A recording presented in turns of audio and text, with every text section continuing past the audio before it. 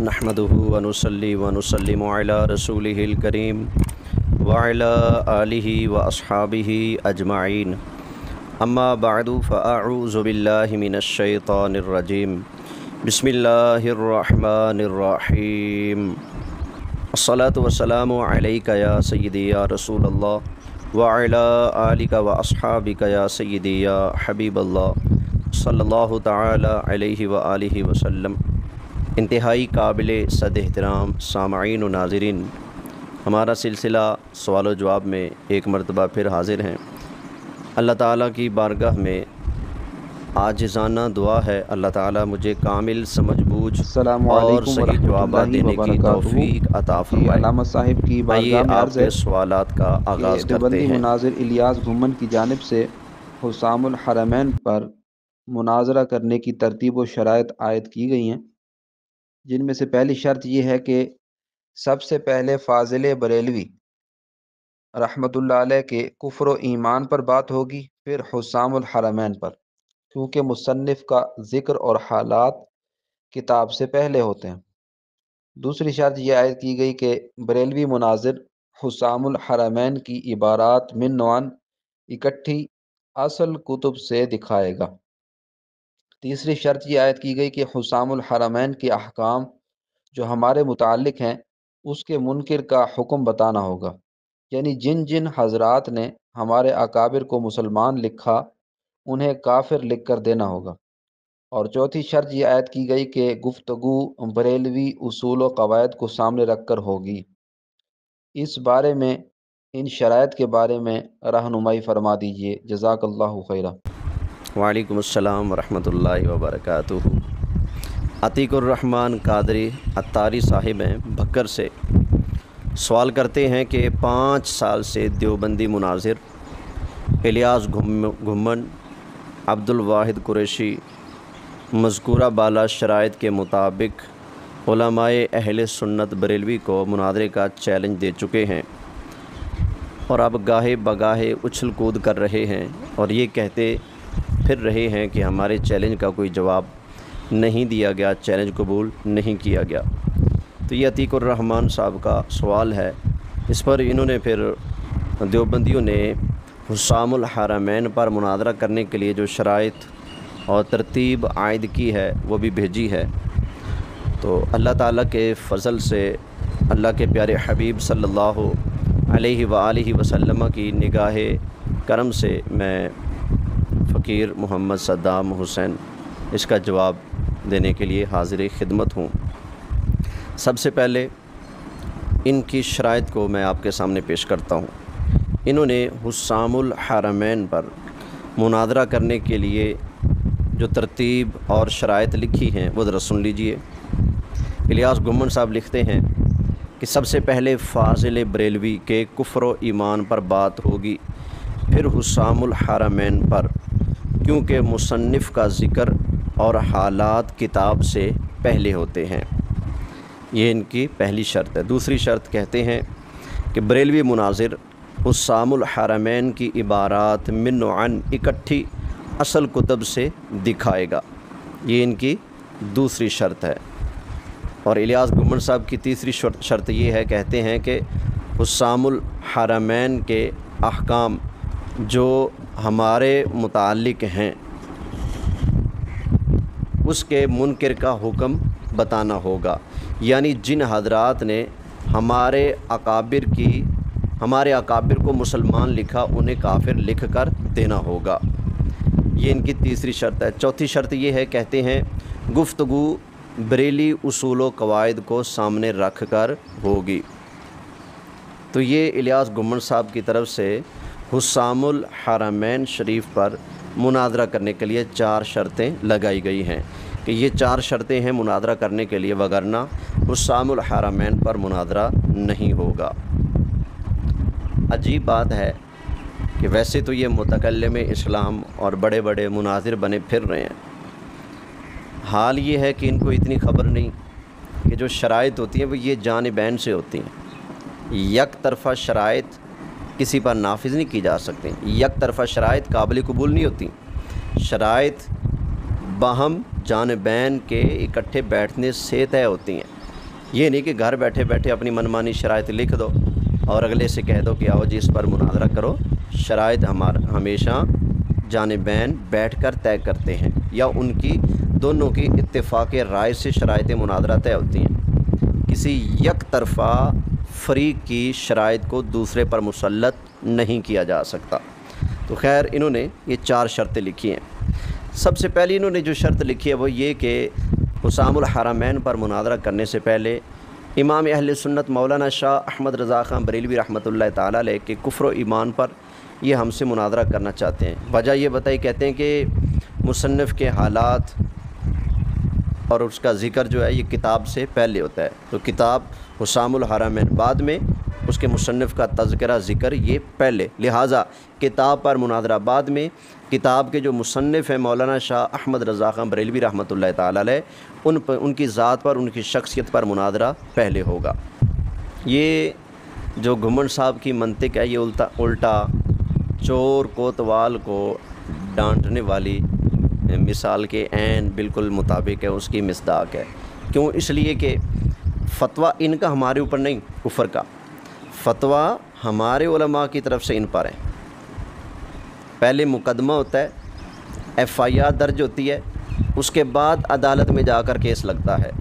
آپ نے تو آج تک ہمارے خلاف ایف آئی آر درج ہی نہیں کروائی۔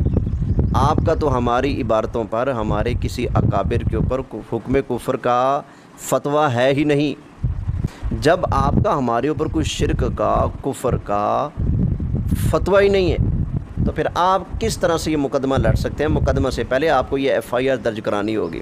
اگر تمہارا فتویٰ اعلیٰ حضرت امام اہل سنت پر نہ ہو کفر کا، بلکہ تمہارے بزرگوں نے، تمہارے مفتیوں نے، تمہارے اساتذہ نے، تمہارے علماء نے، تمہارے اکابرین نے امام اہل سنت مولانا شاہ احمد رضا خان بریلوی رحمۃ اللہ تعالیٰ علیہ کو اور ان کے معتقدین کو مسلمان مانا ہو، ان کے ساتھ نکاح پڑھنا، ان کے پیچھے نماز پڑھنا، ان کے ساتھ سلام، دعا، روابط قائم رکھنا، اس سب کو تمہارے علماء نے روا رکھا ہو، جائز قرار دیا ہو، اور تمہارے علماء نے ان کی فاتحہ تک پڑھی ہو، اور تمہارے علماء نے یہاں تک لکھ دیا ہو کہ مولانا احمد رضا خان بریلوی رحمۃ اللہ تعالیٰ علیہ کی بخشش اور مغفرت کے لیے صرف ان کے وہ فتوے ہی کافی ہیں جو انہوں نے علماء دیوبند پر لگائے ہیں، کہ اللہ تعالیٰ فرمائے کہ احمد رضا تمہیں نبی میرے محبوب کریم صلی اللہ علیہ وآلہ وسلم سے اتنی عقیدت تھی، اتنا پیار تھا، اتنی محبت تھی تمہیں، کہ تم نے نبی کریم علیہ السلام کی محبت کے معاملے میں کسی بڑے سے بڑے مفتی کو، علامے کو نہیں دیکھا۔ تم نے دیکھا جو بھی بندہ سرکار مدینہ صلی اللہ علیہ وآلہ وسلم کی بارگاہ کا حیا نہیں کر رہا، بے ادبی کر رہا ہے، تو اس پر فتوی کفر لگا دیا تم نے۔ تمہارے اکابرین کافر کہنے کی بجائے، تمہارے اساتذہ، تمہارے بڑے مولانا احمد رضا خان بریلوی رحمۃ اللہ تعالی علیہ کو کافر کہنے کی بجائے ہمیشہ ان کو مسلمان کہتے آئے ہیں۔ اللہ کے بندے، جب تمہارا ان کے اوپر فتوی کفر ہے ہی نہیں تو یہ خواہ مخواہ کی بونگی کیوں مار رہے ہو؟ یہ تو ایسے ہونا چور جو ہے چوری کر کے مالک مکان کو چور کہے۔ وہ ایک خاتون تھی نا، شریف تھی، اس کی ہمسائی بڑی بد چلن تھی، دونوں کی آپس میں ہوگی لڑائی۔ اب شریف خاتون جو ہے بیچاری، شریف زادی، وہ تو خاموش ہے، لیکن جو اگلی ہے جس کا چال چلن بھی درست نہیں ہے، جس کی زبان بھی درست نہیں، وہ شریف عورت کو کہتی ہے نہیں کنجری ہے۔ اب شریف عورت پریشان ہے، اب میں اس کو کیسے کہوں، یہ تو پہلے سے ہی کنجری ہے، اب میں اس کو کیسے کہوں؟ تو یہی کام آپ کر رہے ہیں بھائی، فتوی کفر آپ پر ہے، الزام آپ پر ہے، گستاخی آپ نے کی، فتویٰ تمہارے اوپر لگا۔ صرف مولانا احمد رضا خان بریلوی نہیں، بلکہ پاک و ہند کے سینکڑوں علماء اور مکہ اور مدینہ کے علماء، انہوں نے تمہارے بڑوں کی کفریہ عبارات، گستاخانہ عبارات پر فتوی کفر جاری فرمایا۔ تو بھائی فتویٰ آپ کے اوپر ہے، صفائیاں ہم دیں، کیا مسلمان نہیں ہیں؟ الزام کس کے اوپر ہے؟ ایف آئی آر کس کے اوپر ہے؟ کیس کس کے اوپر چل رہا ہے؟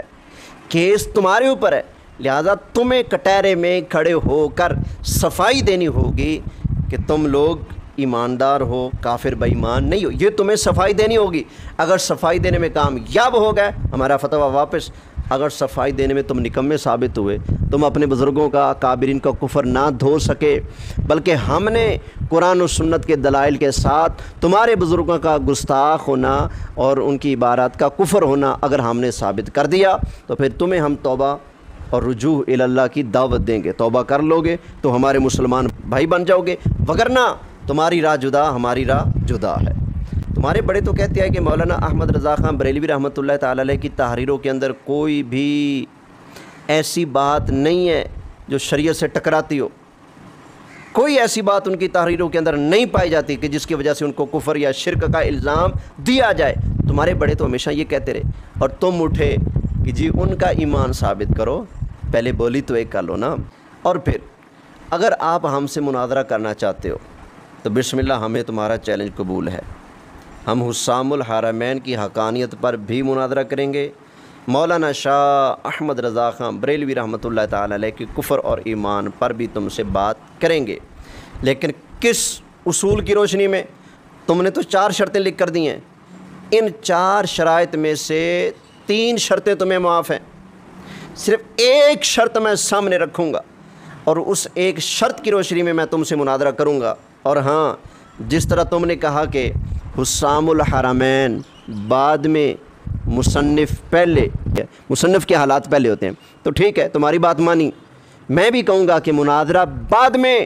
تمہاری تیسری جو شرط ہے کہ تم نے کہا کہ حسام الحرمین کے بارے میں جو ہمارے بارے میں حکم بیان کیا گیا ہے، اس کے منکر کا حکم بیان کرنا ہوگا، یعنی کہ جن حضرات نے ہمارے اکابر کو مسلمان لکھا انہیں کافر لکھ کر دینا ہوگا۔ تو تمہاری اس تیسری شرط کی روشنی میں اعلیٰ حضرت امام اہل سنت کے کفر اور ایمان پر تم سے مناظرہ کرنے کے لیے تیار ہوں۔ مناظرہ بعد میں ہوگا، تیسری شرط سامنے رکھ کر میں تمہارے بڑوں کا حوالہ تمہارے سامنے پیش کرتا جاؤں گا۔ میں کہوں گا یہ آیا مفتی شفیع صاحب، یہ بھی کہتے ہیں اعلیٰ حضرت مسلمان، تو تمہیں لکھ کر دینا ہوگا مفتی شفیع کافر ہے۔ میں تمہیں پیش کروں گا تھانوی صاحب، یا اعلیٰ حضرت کی فاتحہ پڑھتے ہیں، مسلمان مانتے ہیں، لکھو۔ میں ادریس کاندھلوی کو پیش کروں گا، میں انور شاہ کو پیش کروں گا، میں تمہارے بڑے بڑے اکابرین بزرگوں کو تمہارے سامنے پیش کروں گا۔ پہلے تم سے تمہارے بڑوں کے بارے میں فتوی کفر لوں گا، کیونکہ تم نے یہ شرط عائد کی ہے کہ حکم بیان کرنا ہوگا کہ جو اس کا منکر ہے، یعنی جن حضرات نے ہمارے اکابر کو مسلمان مانا ہے ان کو کافر لکھ کر دینا ہوگا۔ تو میں بھی کہتا ہوں تمہارے جن بڑوں نے اعلیٰ حضرت امام اہل سنت مولانا شاہ احمد رضا خان بریلوی رحمۃ اللہ تعالی علیہ کو مسلمان مانا ہے، عاشق رسول مانا ہے، تو پہلے تم ان اپنے بڑوں کے اوپر فتوی کفر جاری کرو گے۔ جب ان کے اوپر تم کفر کا فتویٰ لگا دو گے، اس کے بعد اعلیٰ حضرت امام اہل سنت کے بارے میں مناظرہ ہوگا۔ یہ تمہاری شرط ہے بچے، میں نے تو نہیں عائد کی نا، تم نے شرط لگائی ہے نا کہ پہلے یہ لکھ کر دینا ہوگا جس نے مسلمان مانا۔ اور ہم سے پوچھتے ہو کہ حسام الحرمین کا جو منکر ہے، جو تمہارے اکابرین کو مسلمان مانے، حسام الحرمین کی عبارت سے اختلاف کر اس کے بارے میں کیا حکم ہے؟ تو آپ نے لگتا ہے حسام الحرمین پڑھی نہیں، اس کے اندر ہی صاف لکھا موجود ہے، من شک فی کفرہ وعذابہ فقد کفر۔ تو یہ ہمارا تو واضح ہے بھائی، آپ کو کھپنے لڑنے کی محنت کرنے کی ضرورت نہیں، ہماری طرف سے تو واضح ہے کہ جو بندہ ان لوگوں کے بارے میں، جن 5 بندوں کے بارے میں حسام الحرمین میں فتوی کفر جاری کیا گیا ہے، جو شخص ان کے کفر پر مطلع ہونے کے بعد بھی ان کو مسلمان جانے، وہ اسی فتویٰ شرعی کی زد میں آتا ہے، من شک فی کفرہ وعذابہ فقد کفر۔ ہمارا فتویٰ تو واضح ہے جی، تو کہتے ہیں جی منکر کا حکم بتانا ہوگا، یا پھر جنہوں نے تمہارے بڑوں کو مسلمان کہا ان کا حکم مانا ہوگا۔ بھائی جس نے بھی تمہارے بڑوں کی ان کفریہ عبارتوں پر مطلع ہو کر مسلمان کہا، ہمارا فتویٰ ہے من شک فی کفرہ وعذابہ فقد کفر۔ اب آپ یہ بابے نہ پیش کرنے شروع کر دینا، فلاں بابے نے ان کو رحمۃ اللہ علیہ لکھ دیا، فلاں نے یہ، فلاں نے یہ۔ سوال یہ ہے، ثابت کرو کہ اس بابا جی کے پاس سامنے، اس بزرگ کے سامنے، اس عالم کے سامنے تمہارے بڑوں کی کفریہ عبارتیں پیش کی گئیں، اور انہوں نے ان کفریہ عبارتوں کو پڑھنے سمجھنے کے بعد تمہارے بڑوں کو مسلمان کہا ہو، پھر تمہاری دال گلی گی، وگرنہ یہ نہیں کہ فلاں نے رحمۃ اللہ علیہ لکھ دیا۔ او بھائی ان تک ان کی بات نہ پہنچی ہو، تب تک سوشل میڈیا نہیں تھا نا، کتابوں کے ذریعے بات پہنچتی تھی، سالوں سال لگ جاتے تھے، تو ہو سکتا ہے جنہوں نے کبھی بھول بھلکھے سے تمہارے بزرگوں کے بارے میں، بڑوں کے بارے میں رحمت اللہ تعالیٰ علیہ یا دعائیہ کوئی بھی لفظ بول دیا ہو تو اس سے تم اپنے بڑوں کا ایمان ثابت نہیں کر سکتے، اس لیے کہ یہ دلیل تب بنے جب ان کے سامنے تمہارے بڑوں کا کفر رکھا گیا ہو اور انہوں نے اس کو پڑھنے، جاننے، سمجھنے کے بعد بھی اس کفر کی تائید کرتے ہوئے تمہارے بڑوں کو دعائیں دی ہوں، پھر تمہاری دال گلے گی، وگرنہ تمہاری دال گلنے والی نہیں ہے۔ تو بسم اللہ شوق ہو جس کو، وہ ہم سے مناظرہ کرنا چاہے اور تمہاری ہی دی ہوئی شرطوں کے مطابق تو ہم آپ سے مناظرہ کرنے کے لیے تیار ہیں۔ سب سے پہلے تم نے اگر امام اہل سنت کی ذات اور شخصیت پر مناظرہ کرنا ہے تو تمہیں بھی یہ لکھ کر دینا ہوگا کہ جس نے مولانا شاہ احمد رضا خان بریلوی رحمۃ اللہ تعالی علیہ کو مسلمان کہا ہے وہ کافر ہے۔ پھر تم نے یہ لکھنا ہوگا، پھر اس کے بعد تمہارے بڑے دکھانے، تمہارے وڈے بابے، چاچے، تائے، مامے، دادے، پردادے وہ پیش کرنا ہمارا کام ہے، ان کے اوپر فتوی کفر جاری کرنا تمہارا کام ہے۔ اگر تم اعلیٰ حضرت پر فتوی کفر لگاؤ اور ان کو مسلمان کہنے والوں پر نہ لگاؤ، پھر میں پوچھوں گا اساں تھوڑی گاں کھولی، ہمارے اوپر فتوی کفر کیوں لگاتے ہو؟ جی اگلے سوال کی طرف بڑھتے ہیں۔ اگلا سوال، یہ تصوف سیمینار ہے، عرس مبارک ہی ہے، تو یہ منات الاسلام سیالکوٹ آستانہ عالیہ ساہو چک شریف، تو نومبر 2019 کا یہ سر خطاب ہے۔ تو اس میں نے ایک شعر سر پڑھا ہے، تو کائنڈلی مجھے اس شعر کے بارے میں تھوڑی سی آپ تشریح فرما دیں۔ تو شعر کو سر لکھا ہے اپنے کیپٹن محمد سلیمان خان ایم اے صاحب نے۔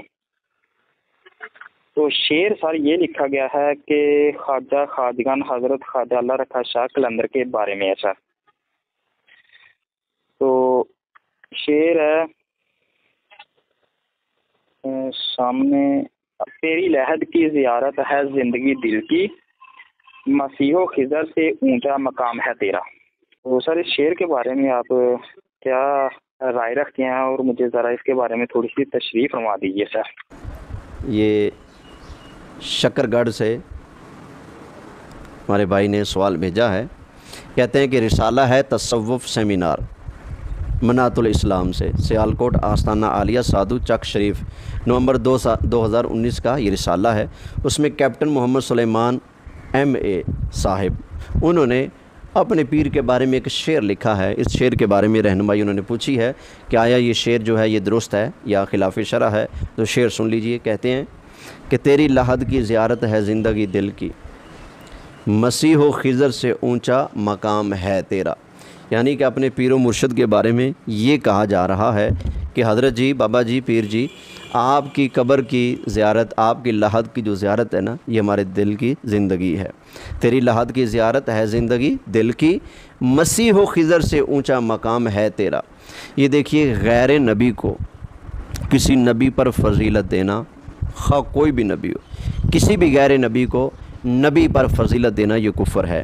اگر یہاں پر قائل کی مراد مسیح سے جناب مسیح عیسیٰ علیہ الصلاۃ والسلام ہیں اور جناب خضر سے حضرت خضر علیہ الصلاۃ والسلام مراد ہیں، تو یقیناً یہ جو شعر ہے یہ کفریہ ہے۔ اگر یہاں پر مسیح اور خضر سے مراد کوئی اور ہے کہ اس کے شعر لکھنے والے کے ذہن میں کوئی اور ایک عام مسلمان تھا، سادہ مسلمان تھا، یا کوئی نمازی پریزی مسلمان تھا جس کو وہ مسیح کہتا ہے، اس کی مراد وہ ہے کہ یہ جو ہمارے محلے کا مسیح ہے، اس مسیح سے اور خضر سے اونچا مقام ہے تیرا، تو سوچا جا سکتا ہے۔ وگرنہ اگر مسیح سے مراد حضرت عیسیٰ علیہ السلام ہے اور خضر سے مراد حضرت خضر علیہ السلام ہے تو یہ شعر جو ہے یہ کفریہ ہے۔ خضر کے بارے میں چلو تعویل ہو سکتی ہے کہ مولانا شاہ احمد رضا خان بریلوی رحمۃ اللہ تعالیٰ علیہ نے فتاوی رضویہ شریف کے اندر لکھا ہے کہ خضر جو ہے یہ مرتبہ ولایت میں ایک عہدے منصب مرتبے کا نام بھی ہے خضر۔ ایک تو جناب خضر علیہ السلام ہے نا، تو ایک ولایت کا ایک درجہ عہدہ بھی ہے جس کو خضر کہا جاتا ہے، تو یہ امام اہل سنت نے لکھا ہے۔ چلو خضر کی تعویل ہو جائے گی، مسیح کی کیا تعویل کریں گے؟ یا تو پھر مسیح دجال کہیں،